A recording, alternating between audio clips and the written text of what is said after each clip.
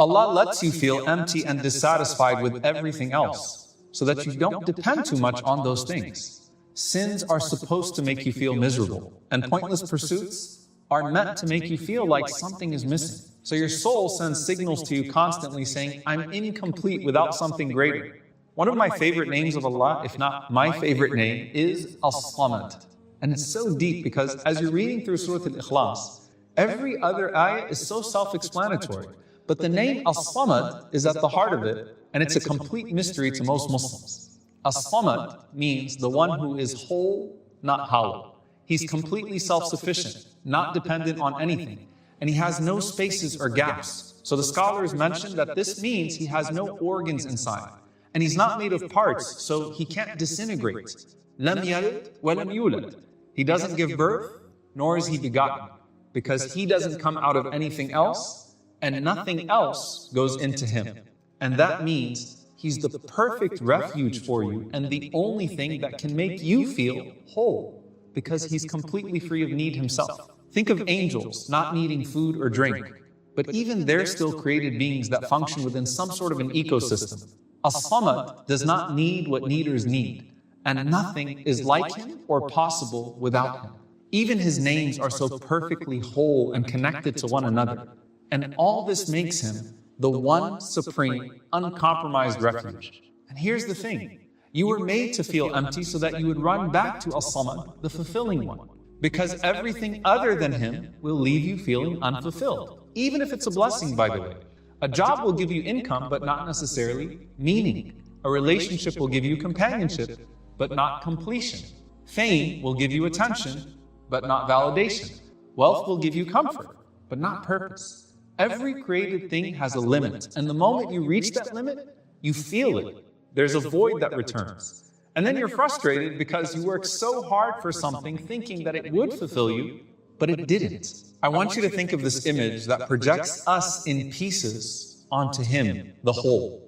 When you turn to him who has no disintegration, you start feeling yourself fulfilled and coming together. Life starts making more sense, and you start connecting dots. And the moment you turn away from him, you start falling into pieces again, and you have no inner peace inside. You're not feeling fulfilled, and you can't connect the dots. Which brings me to the next name. Allah is Al-Haq, the one who speaks the truth, the one who promises the truth, but the one who is also truth himself.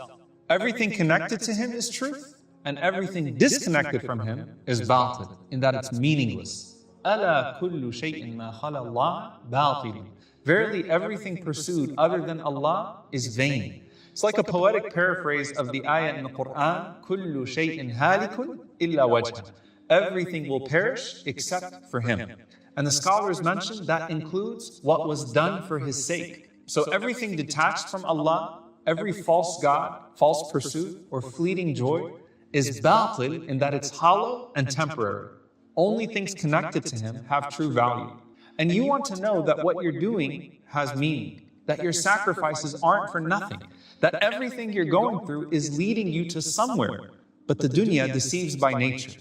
It's a world of false promises. The degree doesn't guarantee purpose, the promotion doesn't guarantee peace, the marriage doesn't guarantee joy. Everything in this dunya tells you initially, I'm enough, and then you realize it really isn't. So Allah promises you no more emptiness, no more meaningless pursuits.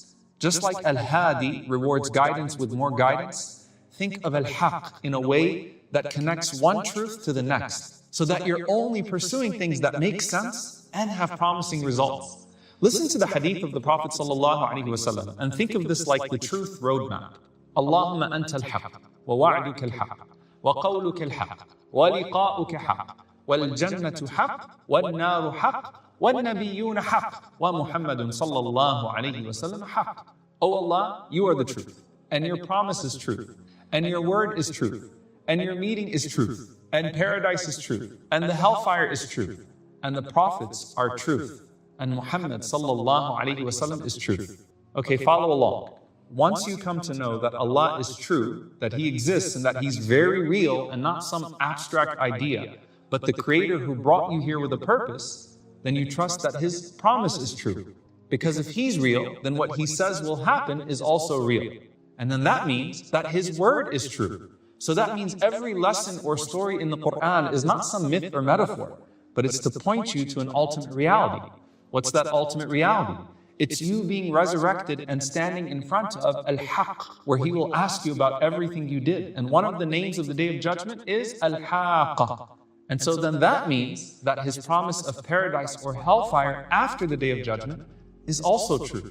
And then that means that what the prophets were saying all along was true. And then they all pointed to the Prophet ﷺ as the prophet to come with a truth that would never be extinguished again. So Muhammad ﷺ was sent in truth. If you notice, every truth unlocks the next truth and then puts steam in your purpose and pursuit. But here's the flip side. The opposite of this is sin. If the reward of a good deed is that Allah allows you to do another good deed and then start connecting dots, then the punishment of a sin is spiritual claustrophobia. You get stuck in sin. The path keeps getting narrow and you feel completely trapped. And even if it's not sin, but just empty worldly pursuit, it still feels like you're suffocating because you have no spiritual oxygen. If you're living in a mansion but don't know why you're here, no square footage is going to make you feel better. So when the Prophet ﷺ would say, وَوَسِّعْ لِي فِي دَارِي, grant me expanse in my home, he didn't mean widen my home. He meant widen my perspective with barakah and clarity. So remember Rabi' ibn Amr in front of the ruler of Persia? One of the things he said was, we're here to take you من ضيق الدنيا إلى سعة الدنيا والآخرة, from the constriction of this world to the expanse of this world and the next. So the truth is spiritual vastness, which brings us to the final name, Al-Wasi', the vast, the limitless. Allah is vast in every way. He has no scarcity. He doesn't run out. The word wus'a in the Arabic language refers to capacity, how much something can hold. And Allah's capacity is infinite. No matter how many people call on Him at once, He hears every single voice. No matter how many people ask Him at once, He doesn't run out of mercy to give us. He also doesn't run out of patience with us. Everything and everyone else runs out. You run out of energy. You run out of patience. You run out of ideas. You get bored with your blessings. And even if you don't, the blessings are limited in some way and eventually expire. But Allah never does. He is the divine expander. And science will even tell you that the universe somehow expands every day. That's Al-Wasi', as Al-Khallaq is still creating. And when you walk to His door, He expands for you. He expands your knowledge so you're connecting it all and seeing what others can't see. He expands your capacity so you can take on bigger tasks that not everyone else can. He expands your blessings in ways that you're always pleased with a little, but you see it as a lot. Life is never dull with Allah because there's always more to pursue of His vastness. And the opposite of someone stuck in the narrow path of sin is someone addicted to the vastness of good. You can't get enough of Him. And He always has more to give you. So a student is never satisfied, nor is a worshiper. But it's not that they're disappointed. It comes from the excitement of knowing that Allah's vast ocean never runs out of pearls for you to collect. And that's another vastness Allah speaks of. The vastness of His revelation. قُلْ لَوْ كَانَ الْبَحْرُ مِدَادًا لِكَلِمَاتِ رَبِّي لَنَفِدَ الْبَحْرُ قَبْلَ أَن تَنْفَذَ كَلِمَاتُ رَبِّي وَلَوْ جِئْنَا بِمِثْلِهِ مَدَدًا. Say if the ocean were ink for writing the words of my Lord, the sea would be exhausted before the words of my Lord would be exhausted, even if we brought the like of it as a supplement. Remember the story of Musa and Al-Khadr? The Prophet ﷺ says that as they boarded a ship, and Al-Khadr is surprising Musa ﷺ with all of his knowledge of Allah's decree that he was trying to grasp for the first time, they board the ship, and a bird lands right on the edge of the ship, and starts to peck water out of the ocean. Al-Khadr looks to Musa ﷺ and says, Ya Musa, my knowledge and your knowledge, compared to Allah's knowledge, is nothing more than like what this bird just took from the ocean. Now, the last thing I'll say about this is that think of how you learn in Ramadan, how restricting yourself actually opens you up to Allah's vastness. That doesn't mean that the truth doesn't come with inconvenience. There's no way around that. Praying Fajr is hard. Lowering your gaze is tough. Giving up interest and usury might mean a financial loss. Wearing hijab might mean standing out in ways that make you uncomfortable. Fasting on a hot day is exhausting. Praying in public or just 5 times a day period is disrupting. So yes, truth restricts your lower self, But that very restraint opens up a world that you otherwise could not access. In that restriction, there's vastness. And you may see people who appear to be living so happy in their unrestricted lives. But what if they're actually empty because the lie, no matter how comfortable, will always eventually strangle you? And the truth, no matter how uncomfortable at first, will always open you up.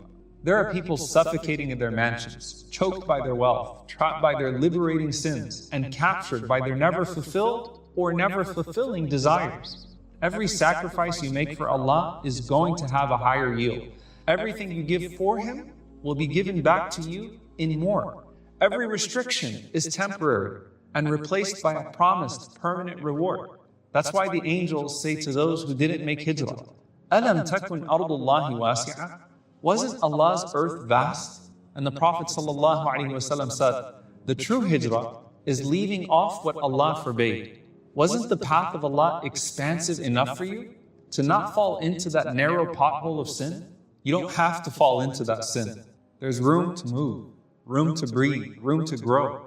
And when you do fall, you simply return back to al-samad for wholeness, to al-haq for meaning, and to al-wasi' for space to grow again. Return after tasting the emptiness of sin. And Allah promises that you'll have a Lord waiting for you to forgive you once again. Ya Samad, the one who needs nothing while everything needs you. Make me whole by depending only on you. Fill the hollowness inside of me until no desire within me competes with your glory. Ya Haqq, make your truth the anchor of my heart and my guiding path to your light. Let every lie I chase collapse before your reality. And every truth I seek, lead me to your next promise. Keep me grounded in what endures, and turn my eyes away from what deceives. Ya Wasi', expand my heart to hold more gratitude, my patience to endure with more grace, and my vision to see beyond my limits. Let me find expanse